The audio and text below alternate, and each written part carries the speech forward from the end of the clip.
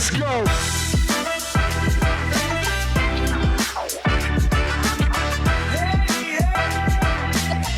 And we are back. Episode 39, getting awfully close to 40 here, boys. 39, dude. Ooh, starting with inaugural cheers. Let's do it. Because I always forget if I don't do it off the bat. Love a good water. Yeah. Coffee in mind. Yeah. So today we got Tony Lane from the Dude Network.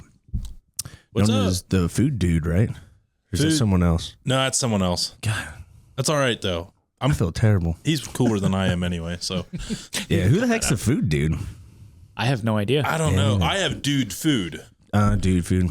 That's close. Yeah, it's But pretty in close. all fairness, I have like a dude. If there's like a way I can make it into a pronoun, just slap dude on it. Like Yeah, we do that with dude buddies. food, dude witch. Like I think we did dude witches here at Smash Buddies, which was a good dude witch. What was that? Back in like May or something, right?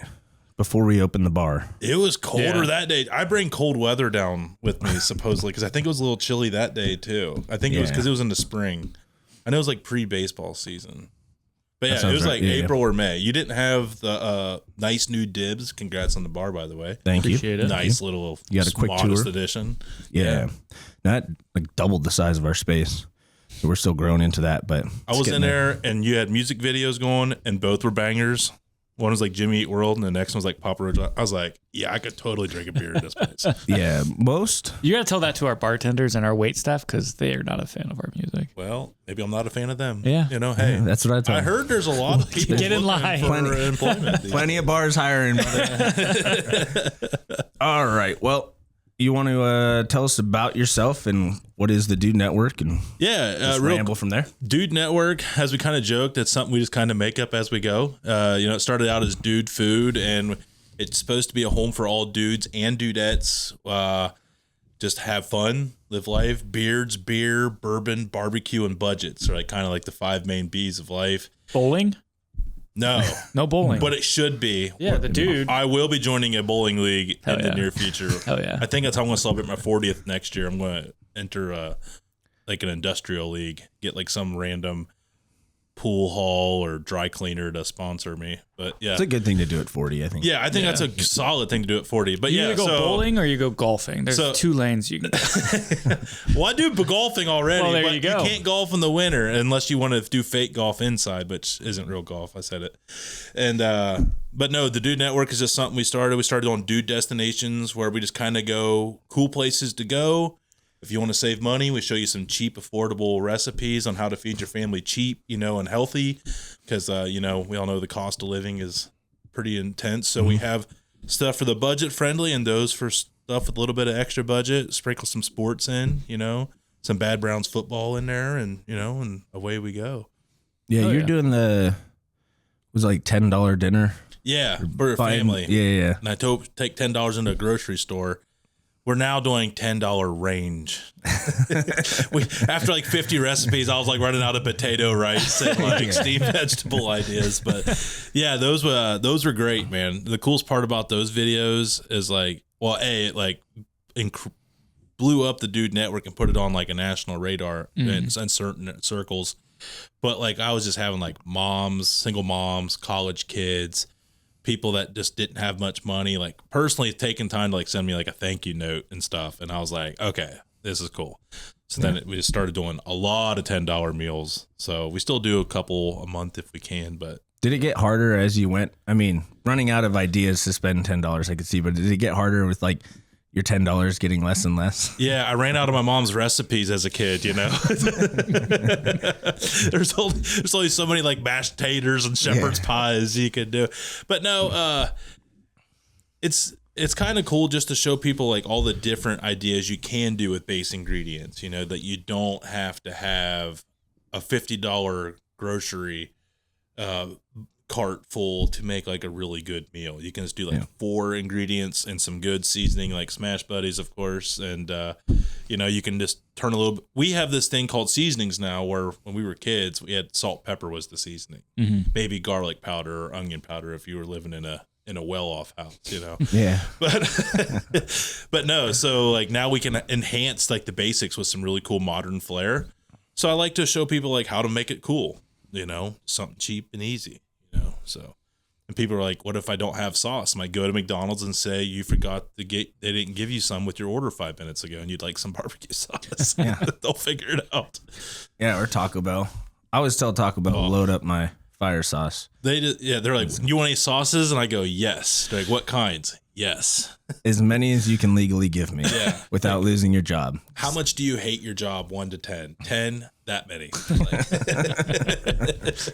Yeah, sometimes they will respect your wishes and give you a ridiculous amount of sauce. Sometimes it's like 6. I'm like, bro, this guy likes his job. That guy's going places. He's gonna have his own store in no time. He's got his which eye is on good. upper management. It's as a restaurant entrepreneur, it's nice to see those people still exist. You got someone that won't give 30 condiments away with one burger. Yeah, I feel like our guys are almost the opposite. They're like, can you believe this guy just asked for 8 sauces? I'm like, what is this? A sauce factory? That guy orders every day. Give him the 8 sauces. It's cool. It is good. That's great. Yeah. So you guys have been doing all that stuff. We started in 2020. 2020. So I forgot to leave that part out during COVID, like everyone else. So what was the impetus to like actually start and do this whole thing? Well, I went to college and had a radio broadcasting background and still was doing like local Friday night lights and high school basketball, a lot of sports broadcasting. So I realized that I could, with all these interview skills and I'm interviewing these coaches and stuff. And I was like, man, I just really miss it. Yeah. And then you had all this extra time and I was like, so does everybody else. I can interview people again. And one day it just clicked. I was like, I can interview people again from the comfort of my own house with this new technology we have. Mm-hmm. And so I was like, this is awesome.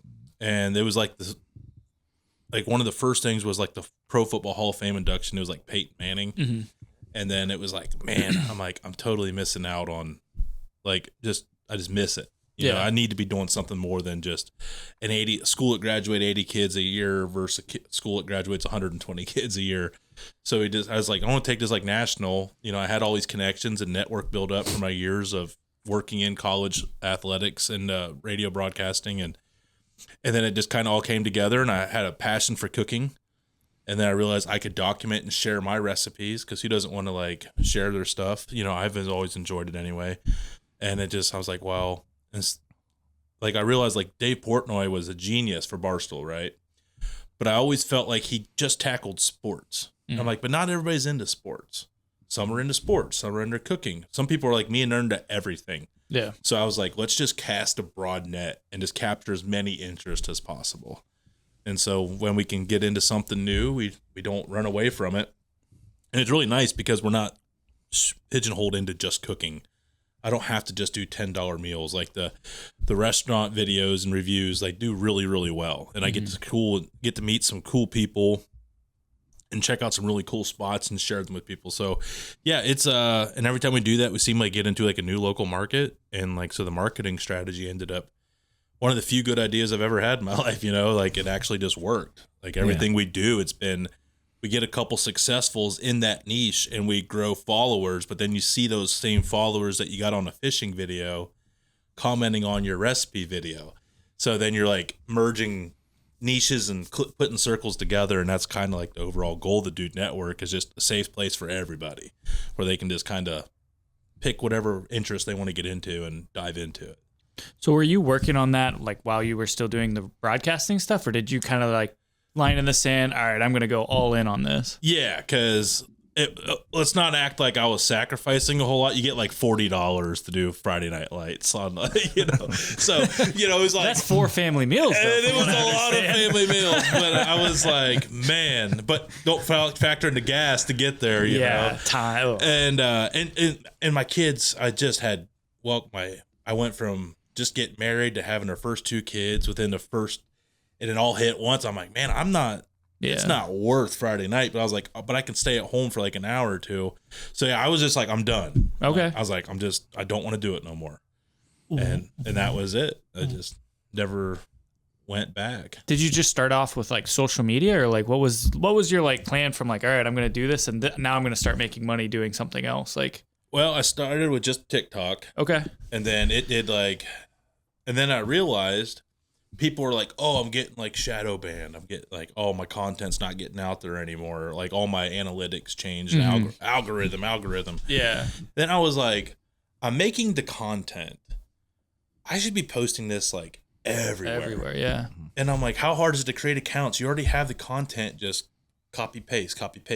Now it gets a little redundant 500 videos later, but but it's and then next thing you know, I realized, oh, people hate TikTok still, but they love Instagram.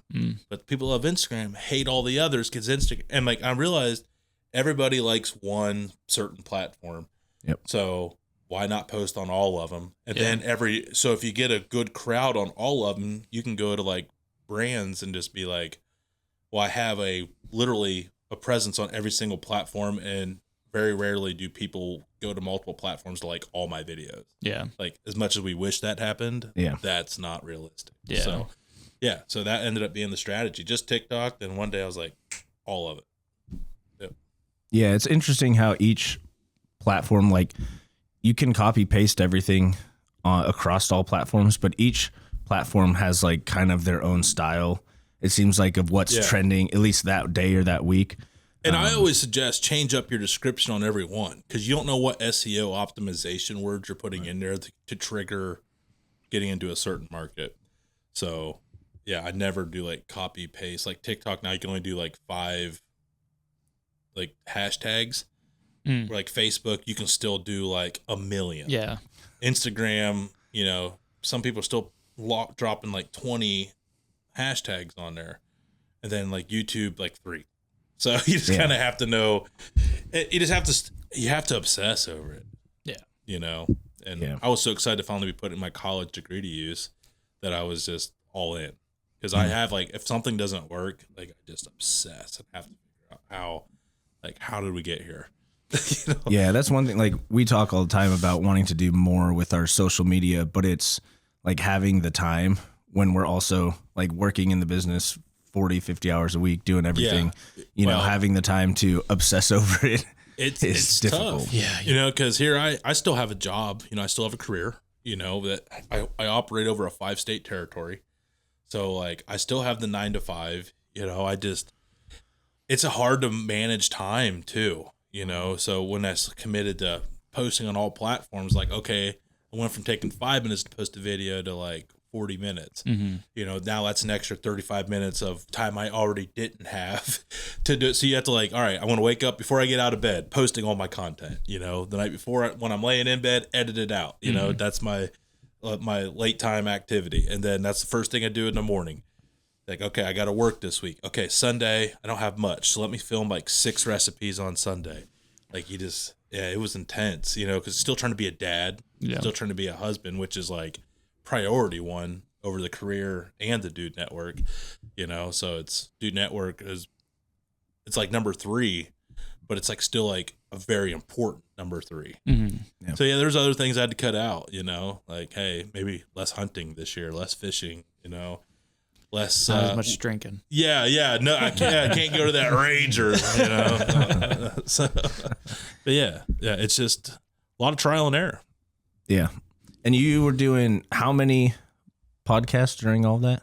We were doing like up to like 3. We were up to 4 shows a week at our peak: Thursday, Friday, Saturday, Sunday. Were you doing all of those, or like were you on each one of those? No, but there were some weeks where I had to step up, and when you're the leader of the operation, you got to be the one to fill in. Yeah, there was like Thursday was like a gambling. And then Friday was live, and that was like my show, which we still do Fridays.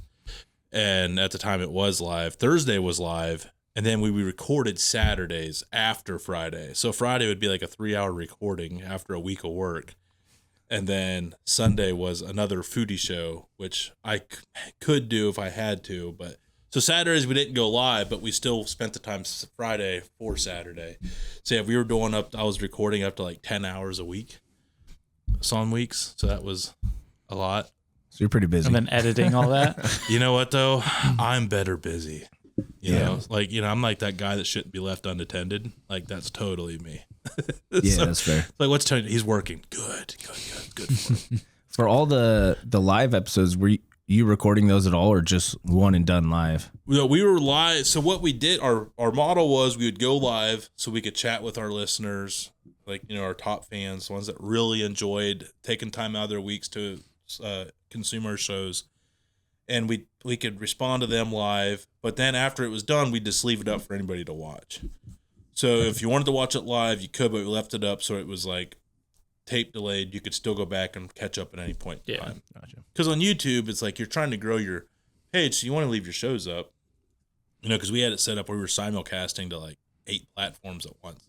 Oh, geez. Which we still do on Fridays. You know, there's like 8 platforms we pump it out to. So You guys use Fiverr for that? For the internet? no, we use a host. Okay. Yeah, we have a hosting site that does Gotcha. that for us, that we link it up. Okay. Yeah. I'll tell you let me know what you want to know. I'll share everything. Yeah, we've talked about a lot of options for doing this. We still haven't done any remote podcasts yet, but that's something we're working out. We did a couple. It's tough because you need different equipment. You know, you need a cooperative host that has resources, because things will go wrong. You won't have a power outlet close, or internet will go out midstream, and it's just a very tough challenge. If you can pull it off, it's fantastic. Yeah. You know, because there's for the reasons I said. And my theory has always been the harder it is to do something, the more you should probably do it, because less people are going to do it. Like, cut out your competition, you know. But I tried, I dabbled. I'm good on that. I'll just keep doing $10. So. Yeah, I prefer. I mean, at least all the podcasts that I watch or listen to, I mean, I prefer the in-person one. It seems like there's a little better banter, more entertaining than the Zoom call ones. Seem like very kind of Robotic. Yeah, robotic. And we've all, during COVID, been through those Zoom calls, and it's like, I don't want to sit and watch someone else do a Zoom call when I don't want to be on it myself. Right. Yeah. Yeah. And that's, the in-person's definitely, and then more guests. We always loved having guests too, you know, because every time you get guests, they normally share it, and then you get into their crowd a little bit, and then at least give people to give you a chance, which in a podcasting world is all you can hope for.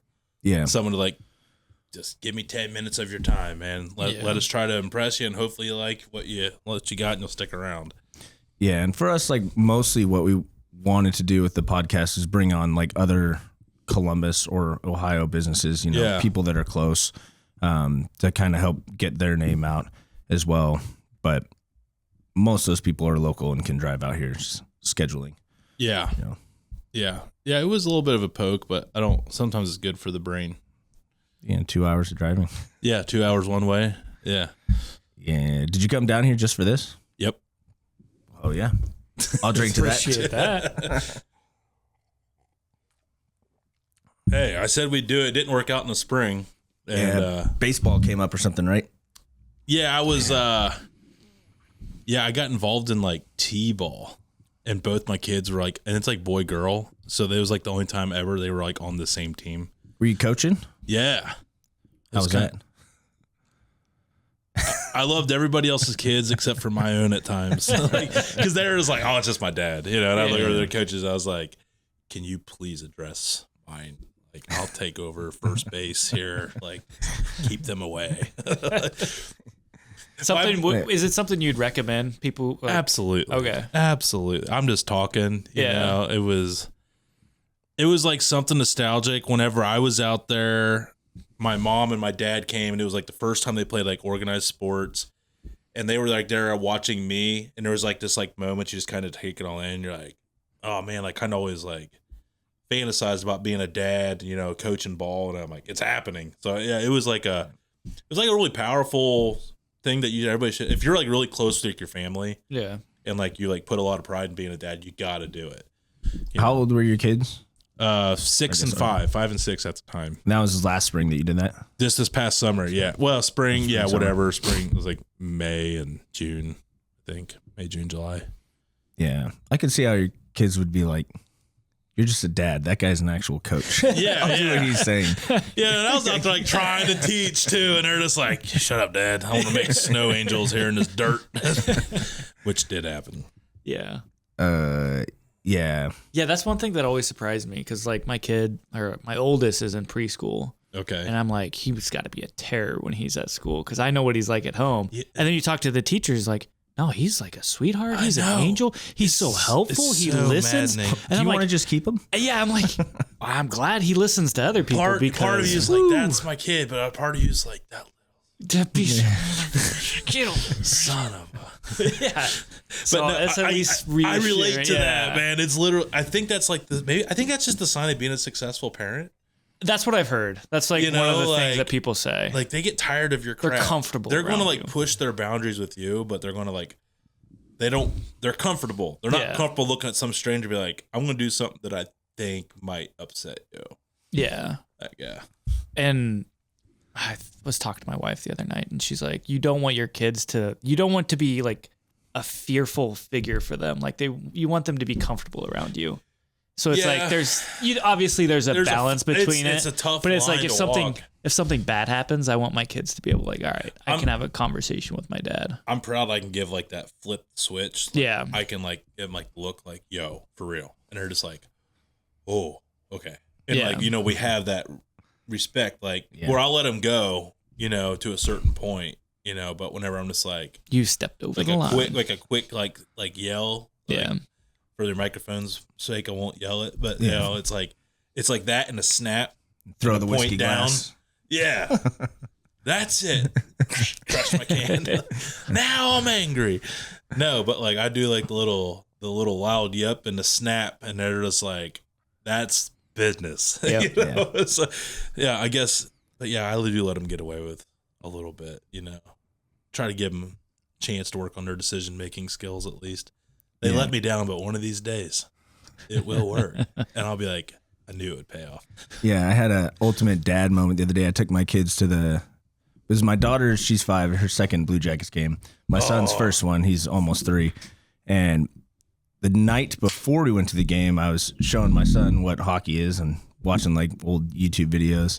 And I was like, yeah, sometimes they fight. He's like, oh, what do you mean? I was like, I'll show you. I start showing him videos of hockey fights. My daughter's like, what are they doing?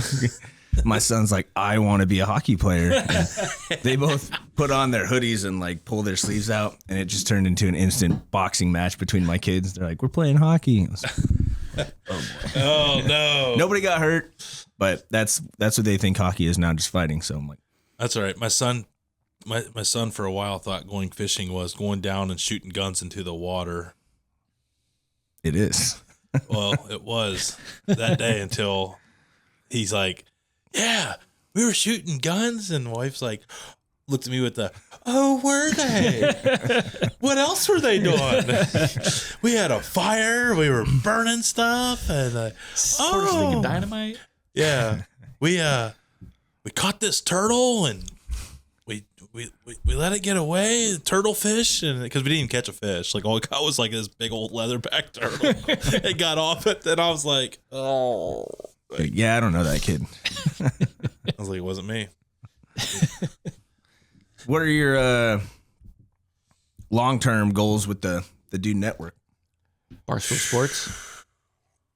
To be bigger than besides them? global domination? Yeah, as a rule the world. World dictator's out, but I thought about that for a minute.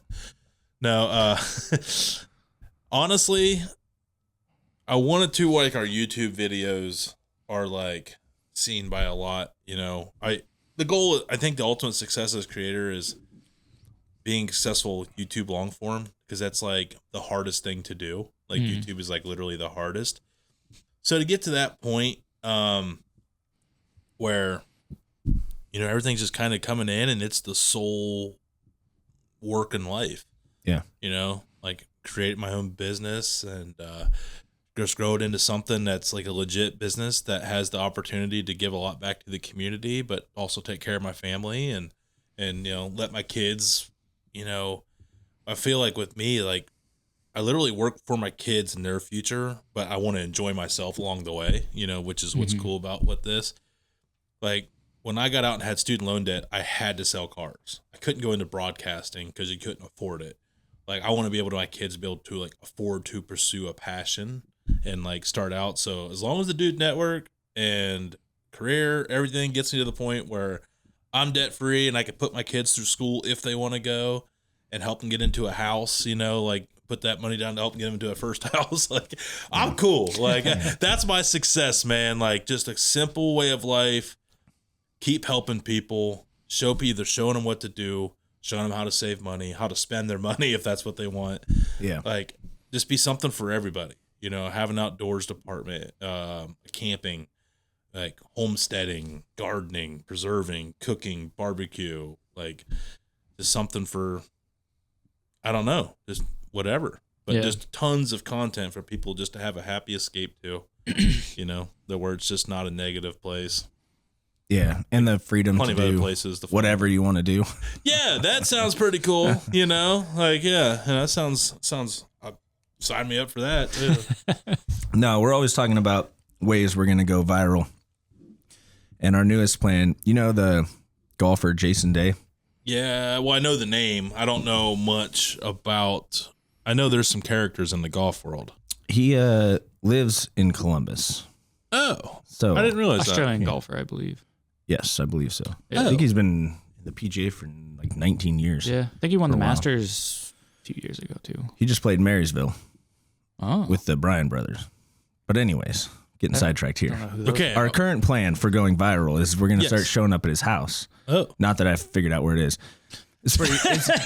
It's pretty easy if you look for houses with golf courses on the property. Yeah. There's not very many of those, but that is true. Anywho. He makes enough. He's won enough purses yeah. to where he can probably have a nice little par 3. If you don't want people to find out where you live, don't post on YouTube that where you live and that you have a golf course at your house, because Google Maps, man, Oh, it's too easy to find people. But well, yeah. we're If you're gonna putting that information out there, you're kind of asking for. You're it. kind of asking for it. And So- our plan is Yes. we're going to start showing up to his house every day with a burger and doing like videos day one of showing up to Jason Day's house, trying to get him to try our burgers and see if we go viral or get arrested first. Wait, that's actually maybe very- both. Would be, yeah. What if you just started leaving like the burgers on like the doorstep or something, or like you can't get to the doorstep. at the front gate? Hang it from the gate. No, I think you- we get a drone and just drop it in. That'd be awesome. I do have too. a drone. Yeah, If you could start dropping some Smash Buddies burgers on his literal front porch or front, I don't know. We What's the could wait legality of for, that? Like, oops, it slipped. You can fly over his house. I don't think there's anything they can do about that. you can't own the air. Cannot own the air. We're going to need some good attorneys. We wait till the Memorial Tournament when they're all hanging out at his house Oh yeah, and drop baskets of burgers.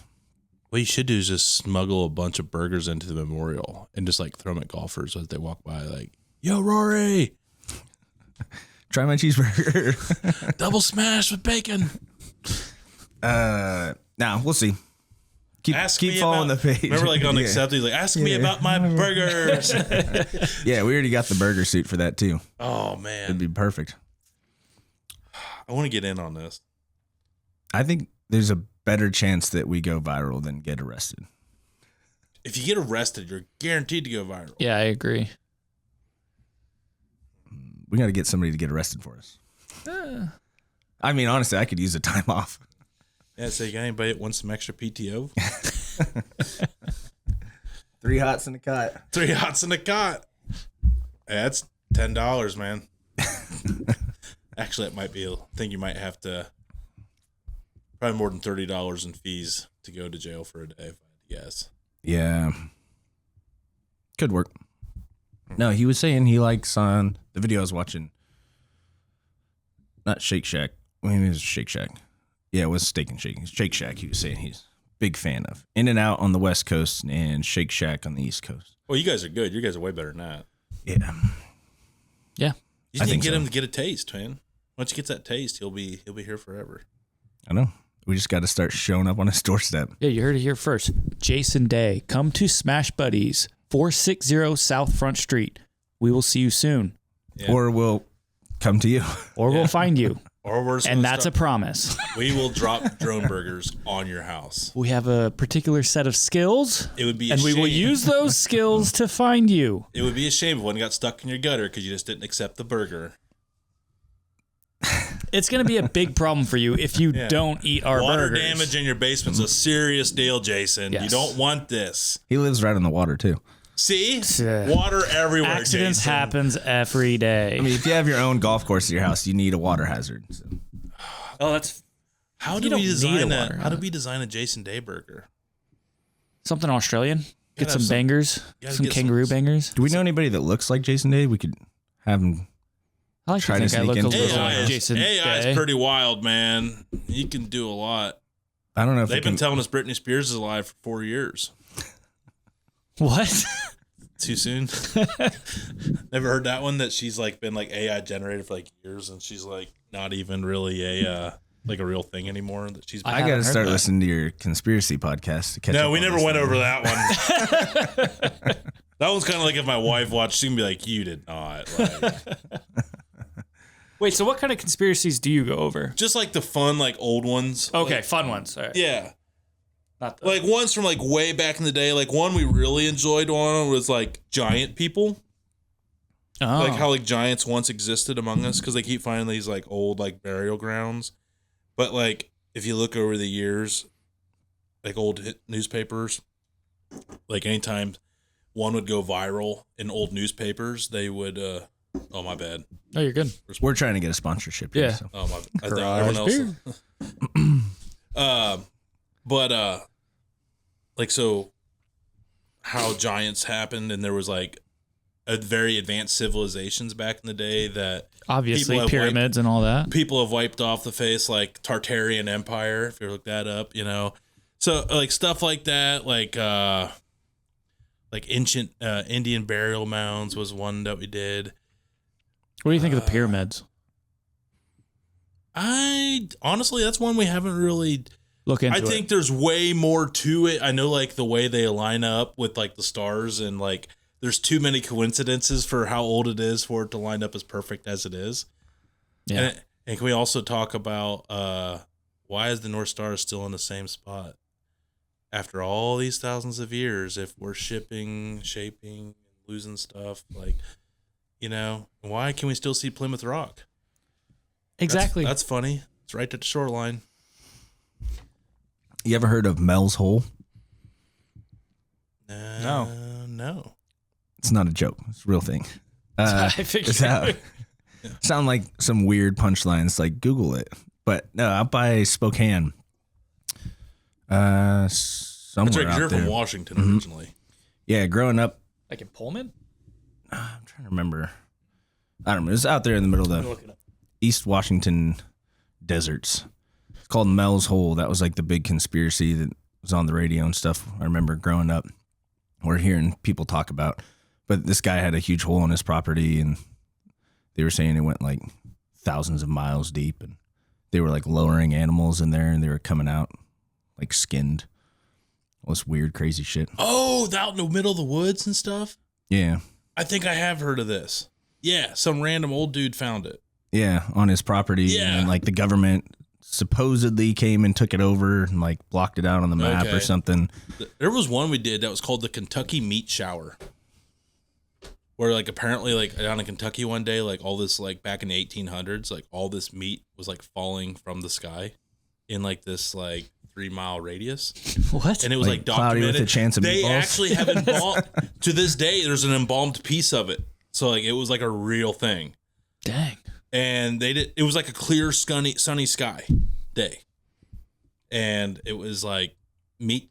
These like it's almost like fat tissue or chunks of like tendons started like falling out of the sky. Like it was like some gift from God. Like here's some meat. Like, but like back then, like O'Turner's like, just no one talk about this. All right, like, no one ever think They're going to think never we're crazy. yeah, they're gonna but like no, like someone actually put a piece of it in like embalming, because back then they embalmed everything, so they got some embalming fluid and kept it for like testing, and they never figured out what it was, and it was like actually documented in newspapers that it happened. Because you know, with all like the clickbait, you're like, is that real? Is that fake? No, it was very real. And that was pre AI too. Yeah, way pre AI, Yeah. and you can actually see a picture of it of the piece of the flesh, and like it's out there. Yeah. AI is getting crazy with the video. Like half the reels on Instagram are just all AI now. Well, our viewers don't know that this is AI. Yeah.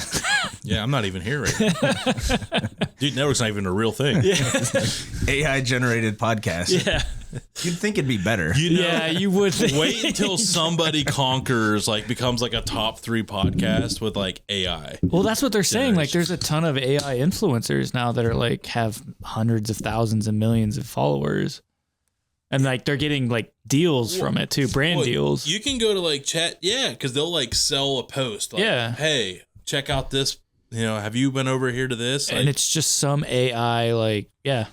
Because you can go to like AI and just be like, type me out a conspiracy theory about like kids getting lost in the forest in Ohio Yeah. with a slideshow, and like they'll just post it with eerie music. Next thing you know, millions of views. We've been accused of our entire business being AI. Oh, Yeah. who accused you? The Gov? Past employee. We're a AI burger factory or something like that. Oh, Shout out.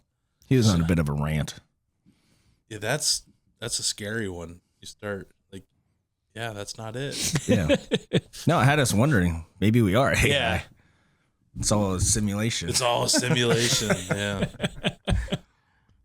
Oh, that's one rabbit hole. Like I'm afraid to go too deep into because it's like I don't want to start thinking this is fake. Because then what do I do? Like be like the best fake person ever. Yeah, no. AI stuff's getting crazy. It's. Do you ever get like disappointed when someone you really respect that you think has common sense is like, yo, did you see this? No, not you, dude. Like, you're supposed to be like the good one. Like, see, why does it have 7 fingers? Oh, I'd like to see the ones like last week. There's like where cougars, like AI cougars, going up and like taking like, guy was loading a deer into the back of his truck and like this cougar just comes up behind him and like takes. He's like, oh no, get out of here. Like, yeah. And then there was like a week before it was little cats saving babies from like bears attacking it or something like that. Aw. I've seen those ones. Yeah. Like where his little cat's like stands up and the bear gets scared and runs away, but it's like all AI and it was a trend for a week. Yeah. And it's just like, meanwhile, 3 hours making a video of a recipe and it gets like you have like 180,000 followers on TikTok. You get like 400 views. You're like, that makes you feel good. Yeah, I gotta ask. It's gotta be because I've dipped my toes. We have with the business into like social media, but it's gotta be draining putting in all this effort to make a post. Because I've done a few, and I'm like, why did I even bother with all that time? I know. It sucks sometimes. You put yourself out there, and you're like, fuck, everyone hates me. I suck. Yeah. I quit. It does suck. Like, I look that Eventually, I know, that's I guess my advice for that is once it's out there, people can still find it. And that's where like the hashtags are kind of important. Because I've done so many videos, like every once in a while, just like a video from like 3 years ago, get a like because somebody was like specifically looking for. Going through your back catalog or something. Yeah, like I'll go on YouTube and I'll still get like subscribers every week for videos I did like from 2021.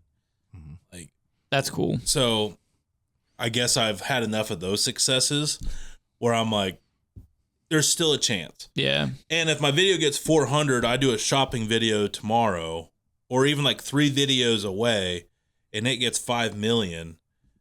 All your videos have 10,000 views because people just go and consume all your of content. it. Which, I do. And the that's same why thing. you do like you post content, be proud of your content because when your moment's viral, all that content will be exposed. So you have to just put a lot of heart and soul into everything, you know, and that's, you know, and I just had shout out Johnsy that operations that just moved out from California, operations manager. You know, he's been able to like put out so much more content for us on YouTube. So now we're starting to get that residual effect on that side too. So just get that content out there. Just get it out there. And I'm thankful for him for getting more of it out there for us. So now we're able to get even more exposure to like whole different worlds. Because anytime you get like a push, very rarely does it go to your actual followers. Yeah, that's what they really say. Weird. Like, it's like 90%. especially on YouTube. This is what followers mean.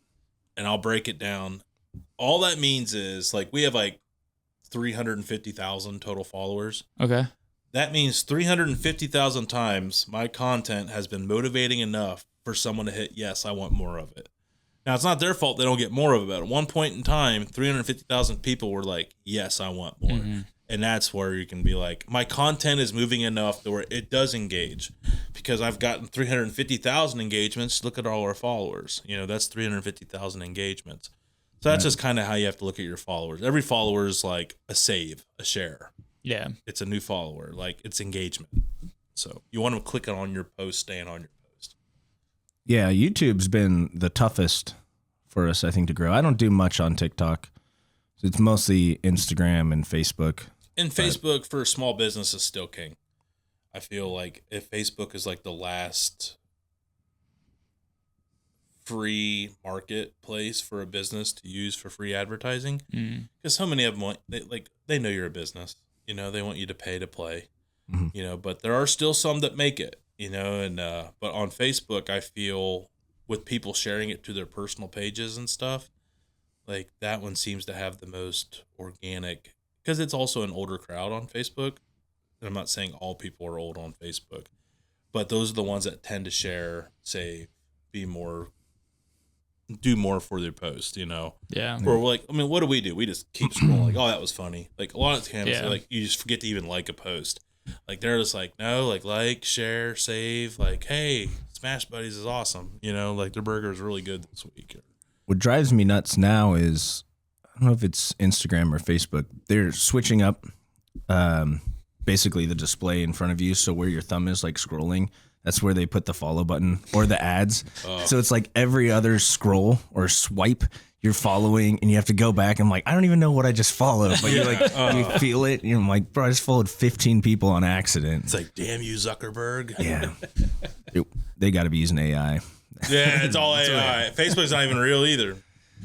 Yeah. No, we've talked about it. Like for us, we don't make any money doing this or social media at all. And we make money selling cheeseburgers. So nothing that we've seen, like when we have big moments on social media, like one of our podcast clips or shorts did like 200,000, almost 200,000 a few weeks ago. Was that on TikTok? Yeah, I think so. I think on TikTok, but like, that's great, but none of it directly relates to like the next week we have a mass number of sales, and a lot of things we've ran ads on Instagram, and you get things that'll get 40,000 views, tons of people saying, oh, I'm totally going to this, like cheap drink deals, I'll be there. And you get 2 people show up, so it's kind of a weird space to be in where it's like, it's important to have. And it's, what do we say? It's like your social credit score. Like when people go to your restaurant and they're like, oh, they have 400 followers. Like it's not legit. It's like a Google review. It's like, oh, how many reviews do they have? What's their score? It's like, oh, let's go to their Instagram. They have 10,000. Okay, they're legit. It's hard to be like, it's hard because when I'm in like I said, I cover 5 states for work.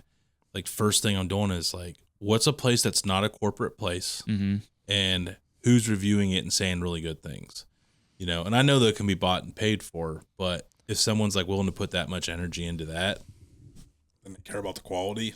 Yeah. But yeah, it's just getting reviews are everything, unfortunately. So I feel your guys' pain, but yeah, because people like me that are new to the town or just visiting, that's what we count for.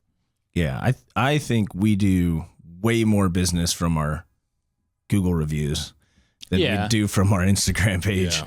But I still feel like it's a buildup. It's like once you get like, there's a point where once you have like 50,000 followers on something, it's like that leads to further opportunities. Yeah, and it goes all the way up. More people are seeing it. Yeah. See, and my experience has actually been different with the viral destination videos. Like, I know I think the one we did down here did all right, but I think it sent people in. At least at least people said they came in from it on the comments, or that they ate there all the time. So I've had some that have gotten like 200,000, but on TikTok, when you're doing like a business like yours, like it's centered to your local, like those, like you got 50,000, but that was 50,000 Columbus area people more than likely. So it's all 50,000 solid, like people could potentially come here type stuff. Yeah. And then like once you get up there, it kind of like ranks. So now we're looking for Columbus burgers. Like that video should pull up in one toward the top of the list. So like it just continuously is out there. So on my scenario, and that's what's really cool about this is how we've been able to help small businesses is we can send a flood of people to a place at one point, you know, where there's been a couple times they've been like, we have it on record. Guys like, man, I haven't bust tables since I was 14 years old. I don't know if I really like you guys like that anymore. Because he said, man, he goes, everyone's making bank. And he goes, we were already kind of busy. He goes, well, this is nuts. Like, I can't believe how many people. He goes, I don't know what you did. He's like, I've been trying to do a video like this for 6 years. You come in here randomly, and next thing you know, like, so it is cool. In my experience, like, I get to see the successes. Yeah. So I am more prone and energetic to do them because, you know, they do work more times than not. But. Yeah, no, and the stuff like we did with you, because you have a separate audience from our people, so we will see more of an influx from something like that, you know, than just our daily posts and stuff that we're doing. And there's also, like, a lot of people will see this, but I mean, you've seen where we're at right now, and with the construction, there's not just there's a large input cost just to get to where we're at. Yeah, people are like, it's easy to like, I like that, I'm gonna go down there, and then you're like, where the hell is this place? I mean, you're like, all right, that's what's cool about you guys is you guys are doing a really good job without that. So like, you were already building. You guys had to build like a local crowd. You had to. Yeah. And now that you have, so when this Front Street situation opens. And in the brewery district, you know, especially, it stinks that summer's already gone, but you're going to be ready to rock and roll when it starts warming up again next year because you're going to have like thousands of potential foot traffic out there. We've just been training with ankle weights and weighted vests, and then eventually those are all going to come across, and then we're going to be running like a 3-5 40-meter dash. Yeah. The road's supposed to be opening next month, but once that opens too, there's a ton of vacant spaces down here now. Like a lot of those places, I'm sure will start getting snatched up pretty quickly because there's not a lot available in the city right now, but nobody's as dumb as we are to try to open, you know, in the middle of the construction that's been going on for years. It's just kind of like what we did is foresight. You know, you have to kind of have that 3-year vision. Like, like if I do it now and we break even, build a process, build a product, which loyalty. you guys have done. Loyalty, build your crowd. Like you're ready for it, you know, where there's nothing worse than getting someone's first try and you're not ready. And then they never come back where now it's like, all right, we're ready now. That's what we've always said to each other. It's like, we're always like, we're not thinking right now or like 5 steps ahead. You have to. And you have to be ready. Because it's like, we've had people like you and like some other people like, Joel Hansen, Model Eats Food. Like we were like, we have to be ready. Like if we're going to have someone come in, like we have to be able to absorb any of the potential customers and uptick in business. Like if this is a 20% jump, do we have the staffing? Do we have the product? Do we have everything ready to be able to absorb all of that without anything suffering? Because as soon as someone has a bad impression of a place, it's over. Yeah. It's like you have to be able to capture everything. I mean, because there's so many places you want to try. People are like subconsciously looking for any reason to bury you and not want to be with you. Because that's just one less thing they have to worry about. Yep. Like, okay, that's one less restaurant I have to decide between. So, yeah, it's tough. But you guys are, like I said, you guys are scaling it, you know, amazingly. It's growing and growing. I posted like a week ago that the road's almost open, just on an Instagram, Facebook story. And I got a few messages from people that said they came down here to try to find it and couldn't find it. And they've just been waiting. So that's awesome. You know, for every person that says that, there's probably 20 out there that are like, all right, now the road's open, I'll go try it. Just like the 3 that you like, or the 5, whatever, to brave enough to like say something, you know, like, hey, yeah, you're right. Yeah, it's tough, you know. I feel like people are just afraid to be honest nowadays too. Like everyone's like, I can take it. You know, I don't know about you guys, but I would rather, there's a breath of fresh air when someone's just kind of a prick, you know? Yeah. I'm just like, dude, I love how honest you're being right now. Like, I know that I can trust the words coming out of your mouth. Like, I know you don't like me, but like, I kind of like you. Yeah. It's like someone's like, man, this burger just sucked. You're like, please tell me about it. Like, everyone always tells us how good it is. So how does it maybe suck? Yeah. We have I know it's probably never happened, right? Oh, all the time. Really? Yeah, people mooching for a free meal. Why are my patties so thin? Like, it's a burger. It's supposed to be a thick, juicy burger. And it's like, You went to a smash burger place, man. I don't know what to tell you. A proper smash burger place. Like, look at I'm looking at a picture the whole time, which is not helping my appetite of like. Well, that's why we do that. That's smart. That's smart. It's mostly for me, honestly. Take my money. Yeah. No, we have really good, like loyal customer base. And what's cool is people come down here and they like see where we started and they kind of hear our story and our customers are like, I want to help you guys grow. And there's cool. so many people down in this area that are dying for it to come back.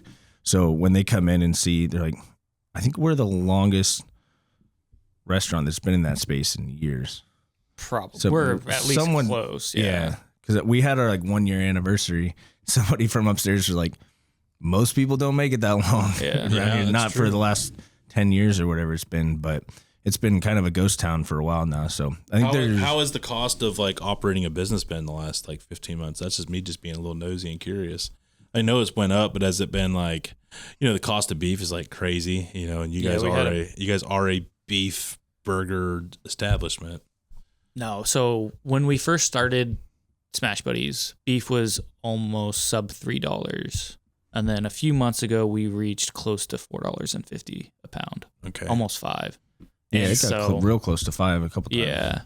So obviously, like, you have to take that into account, and you have targeted food cost goals. And we had to raise our prices $1 on our beef. You have on to. Our burgers It stinks. No one wants to do it. Yeah, and then if beef goes down, we can always lower the prices. But it's like you have very fine margins in a restaurant. Like 30% cost of goods is like, that's pretty much what you have to do if you want to be any kind of profitable. And same with labor. Like, you got to be right around 30%. So if one of your input costs goes way up, it's like, well, there's nothing really I can do except raise what that looks like. I mean, otherwise you start losing money pretty quickly. Well, then that's not good for anybody. Yeah. People needing that paycheck don't get it anymore. So, I mean, I think everybody has. I was just curious how much it's affected. I was actually expecting to hear a little worse than that. I mean, it's still bad, but it also doesn't hurt that you guys are like really, really thin burger.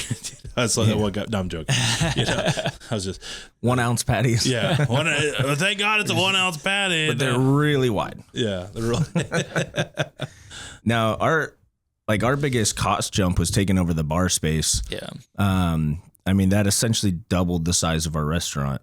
But the alcohol, well, I know you have to factor in the license, and I'm sure a Columbus liquor license is not a cheap endeavor, but it has value. I mean, it's an investment, a big investment. I should probably better way to word it.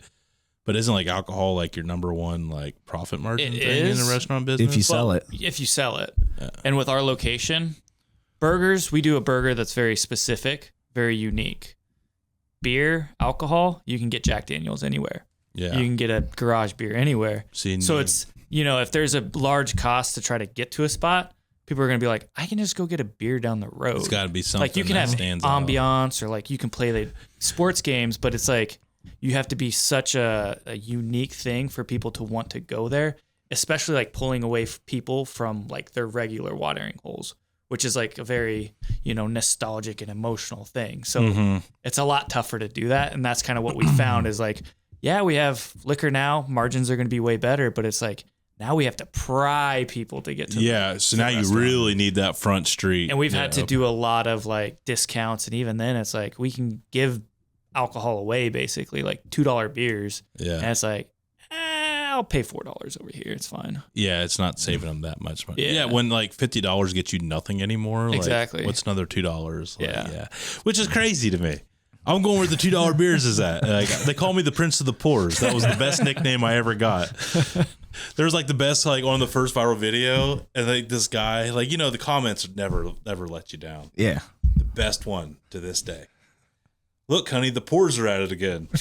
When I was in there, I was like, we were just like landed the free home of the pores, like was like one of our shirts we made up. Like it goes, look, honey, it was like perfect punctuation and grammar. Look, honey, the pores are out at it again. Like, oh man, like that's a good one. Yeah, they say stay out of the comment section, but I can't. I read them all. Oh, they're entertaining. I've had some like, you don't even deserve to have kids if that's what you feed them. Like what? Like it's so aggressive. Yeah. Was it Because I think it was like I gave him like a canned vegetables. I bought like a can of There's vegetables. nothing wrong with that. Oh, apparently there is in the world of elitists. That's child abuse. Yeah, apparently like frozen veggies is like, yeah, but I only have so much freezer space. Like, I grew up in a world where you canned everything. Exactly. Like stringing, like the old joke is like, not enough of you sat with grandma underneath a tree stringing beans and it shows. Like, you know, like it's the God's honest truth. And people are like, how dare you like eat canned things? I'm like, I think you and I have different ideas of what canning and preserving is. Like, Now we had Bobby Joe's Pizza on here. Dave Portnoy was out of his spot, and he said someone in the comments is like, "Why doesn't this guy just go kill himself?" Or something. He's like, "What did I do? I'm just trying to make a pizza, man." oh, it's crazy. You know, it's like you're cooking out the nutritional value, but well, isn't it still in the juice? Like that's what's in there. Like it didn't just evaporate. Vitamin A didn't evaporate. You know, so it's a wild scene. It's a wild scene. Hey, it's hard out here for a pimp. Sure. All right, you want to wrap this thing up? Let's do it. Let's wrap it up. Episode 39. Cheers it out. Thanks for coming on, Tony. Hey, thanks you guys. This was a real pleasure, and look forward to doing it again, maybe down the road, and keeping in touch and keeping this thing rolling. I'm proud of you guys, man. You guys are crushing it. You know, it's Thank you. The bar space is awesome, and I know that some of the creations you guys can, the weekly burgers. I enjoy looking at the weekly burgers. I'm hoping one day I get to design one. Just throwing it out there. Let's do it. The Dude Witch Smash Burger. Hell yeah. Let's do it. We do need a Dude Witch. Yeah, absolutely. Well, we know what we're doing after this. Yep. Going to make burgers.